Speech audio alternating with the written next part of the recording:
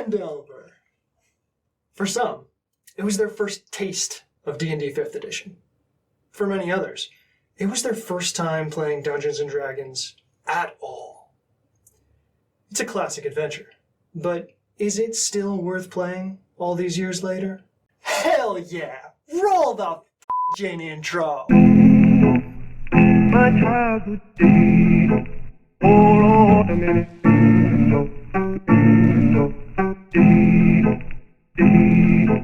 We here at North City Gaming are a group of role players, DMs, improvisers, artists, and other creative types, based out of Tokyo, Japan.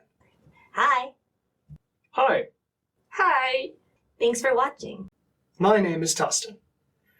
You will often, but not always, find me in the DM's seat. And in this video series, I'm going to teach you how to Lost Mine of Phandelver. The 5th edition starter set was published on July 15th, 2014, before the Player's Handbook or any other 5e book was even released.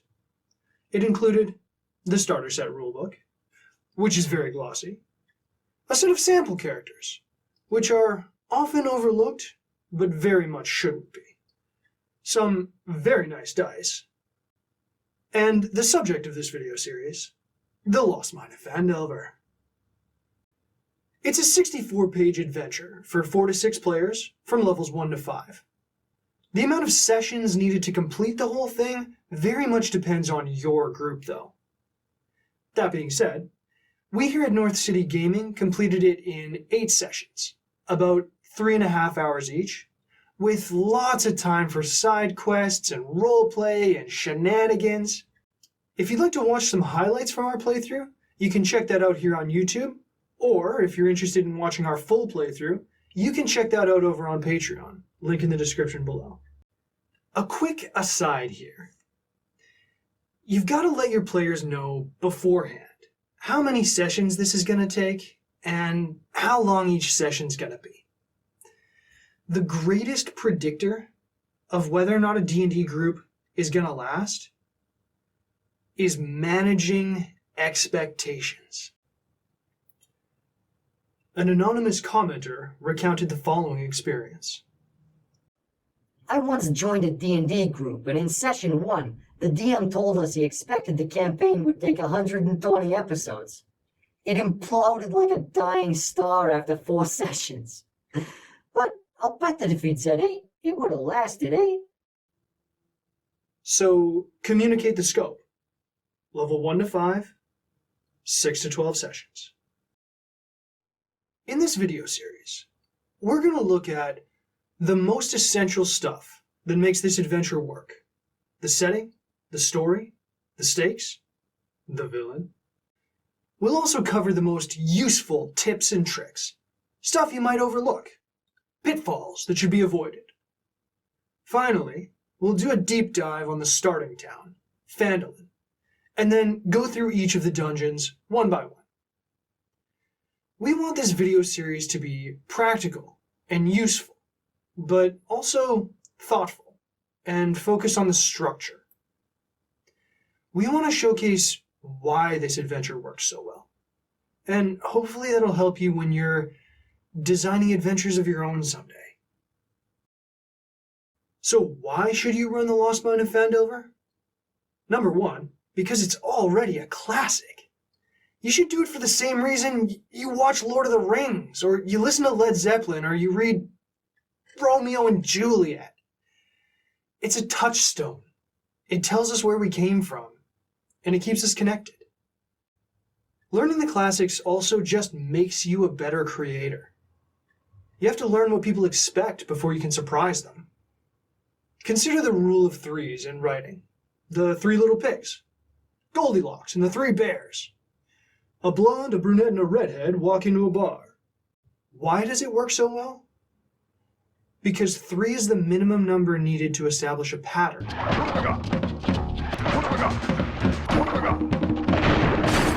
Or to break one.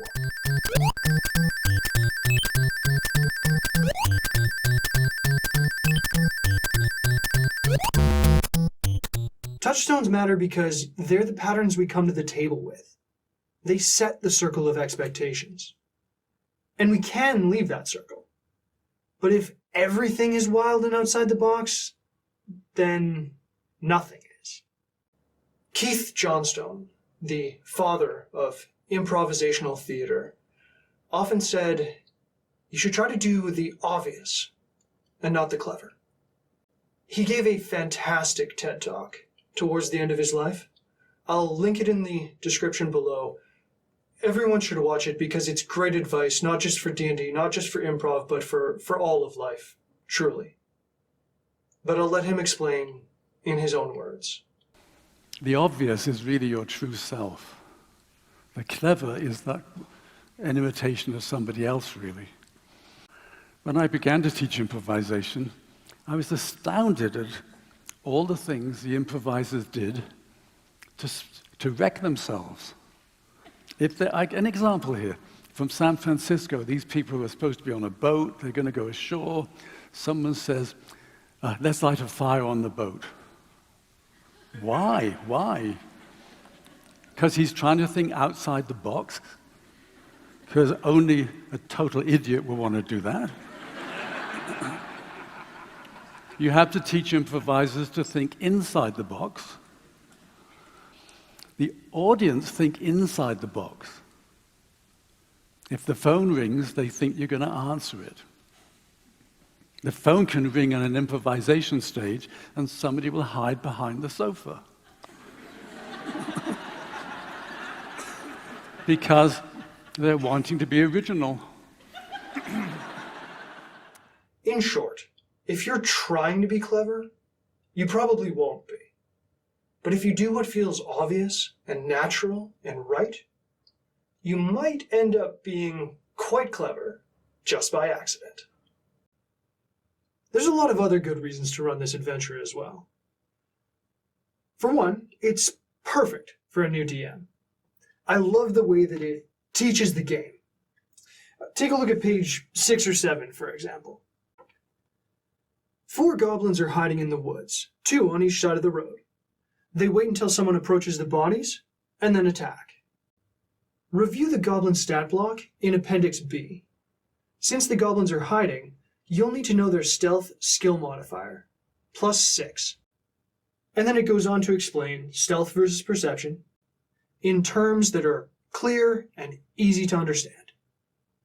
The adventure also provides ample scaffolding, NPC names, maps, suggestions, you name it. But it doesn't railroad you.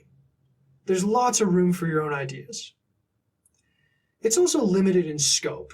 This isn't from level 1 to 20. It doesn't run the whole length of the Sword Coast. It's self-contained. It's also open-ended. You get to decide what happens next. It can be a great springboard for homebrewing your own adventure, but it also connects smoothly to published adventures, like Tyranny of Dragons, my personal favorite, Storm King's Thunder, or even Curse of Strawland. We'll be making an entire video on linking adventures later on. It includes beautiful maps by Mike Schley. They're available for digital download on his website, link in the description below. They are detailed and gorgeous and absolutely worth the price. Print them, laminate them, use them for years. Because a decade down the road, when you have some new friends who've never played D&D before, this is the adventure you're going to want to run. It also has great dungeons. What makes a great dungeon? Big question. We'll talk a lot more about that later in this series when we look at them one by one. But 2 points stand out in particular. 1, they're not just murder boxes. Encounters have strategic strengths, weaknesses, complications, and there's almost always opportunity for non-violent resolution. Number 2, they're non-linear. Every dungeon has branching pathways that double back upon themselves. Many have alternate entrances. That's called Jaquaying. If you want to learn more about that, I'll link an excellent article in the description below. Another thing that's essential for a good adventure is believable danger. The enemies in this book do not scale to your level. What's there is there, and a lot of it is accessible early on. Take the final page of the first chapter, for example. It's also possible that players might decide to do something different, such as striking out in search of Cragmaw Castle in Part 3 of the adventure. If that's the case, skip ahead to that section. This scares a lot of new DMs. What if somebody dies? What if everybody dies? What if I lose control of the entire adventure? Well, I'm here to tell you that that's okay. The only thing that matters is informed, meaningful choice. As long as you advertise the difficulty, as long as your players know why they have chosen to do this, let them. That's what makes D&D, D&D. Real danger is especially good for a low-level adventure like this one, because, well, your character may really die, or your party may really TPK, and it's better for that to happen after 5 episodes than 50 episodes. Real danger also creates attachment to your character. That's important to get early on. Sometimes you don't know what you got until you're at risk of losing it. So don't let that real danger scare you away from running this adventure. Because danger is part of the game, and it's what makes the story worth telling. And don't forget, as we mentioned previously, the heroes almost always have the opportunity to talk their way out of a fight. So let them. To recap, there's a ton of reasons to run this adventure. It's a classic, and learning the classics makes you a better creator. It's also a great chance to do the obvious instead of trying to be clever. It's perfect for DMs, both new and old. It's open-ended and connects to homebrew adventures or published adventures later on. It has beautiful maps, great dungeons, and it's got some real danger in there too. I'd like to share one last secret with you. You don't actually need this video series. I mean, we're making it because we think it will help, but please don't feel like you need to watch every single video or memorize the entire adventure module before you run your first session. If you skim the first 15 pages of the adventure module, you can bumble your way through session 1 just fine. But if you wait until you're sure that you're ready, session 1 might not ever happen at all. And if this is your first time running D&D, well, Hey, Spyro, press the jump button twice to glide. And don't be afraid. Afraid? Of what? Falling from high mountain peaks, plummeting into prehistoric glaciers. Oh, that. that's it for this episode. Remember that I believe in you, and the best thing you can do is fail and try again. Like, comment, and subscribe, and check us out on Patreon if you want to watch our full playthrough of the Lost Mine of Phandelver adventure. And I'll see you next time.